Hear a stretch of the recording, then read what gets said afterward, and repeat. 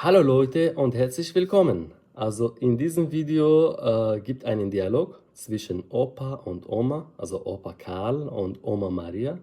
Opa Karl sagt die Sätze aber falsch und Oma Maria korrigiert die Sätze für die Opa Karl.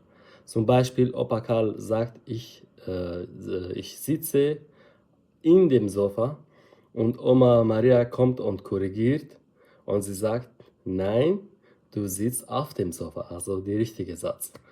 Und ja, also viel Spaß bei dem Video und wenn ihr solche Videos möchtet, einfach schreiben in die Kommentare. Also viel Spaß. Maria, ich gehe in den Supermarkt. Fast richtig, Karl. Du gehst zum Supermarkt. Ich sitze auf dem Wohnzimmer. Nein, mein Lieber, du sitzt im Wohnzimmer. Ich liege in dem Sofa. Nicht in dem Sofa, Karl. Du liegst auf dem Sofa. Maria ist auf der Küche. Ich bin in der Küche, Karl. Wir essen in dem Tisch. Nein, Karl. Wir essen am Tisch. Morgen gehe ich bei den Arzt. Du gehst zum Arzt, Karl. Ich kaufe Tabletten zu der Apotheke. Du kaufst Tabletten in der Apotheke. Wir fahren bei dem Bus. Nein, Karl.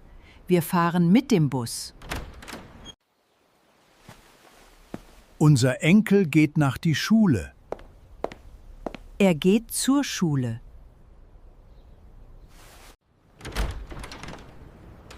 Nach dem Einkaufen gehen wir zu Hause. Nein, Karl. Wir gehen nach Hause. Heute gehen wir in den Markt. Besser, wir gehen auf den Markt. Wir spazieren auf dem Park. Wir spazieren im Park. Ich warte auf der Haltestelle. Du wartest an der Haltestelle. Ich warte für den Bus. Nein, Karl. Du wartest auf den Bus. Ich gehe spazieren bei Maria. Du gehst spazieren mit Maria. Ich lerne Deutsch vor 3 Tagen. Du lernst Deutsch seit 3 Tagen. Ich habe seit 3 Tagen Kuchen gegessen. Du hast vor 3 Tagen Kuchen gegessen. Diese Blumen sind zu dir. Wie schön, Karl. Diese Blumen sind für dich. Ich nehme die Milch von dem Kühlschrank. Du nimmst die Milch aus dem Kühlschrank. Ich bin glücklich mit Hause. Nein, Karl. Du bist glücklich zu Hause.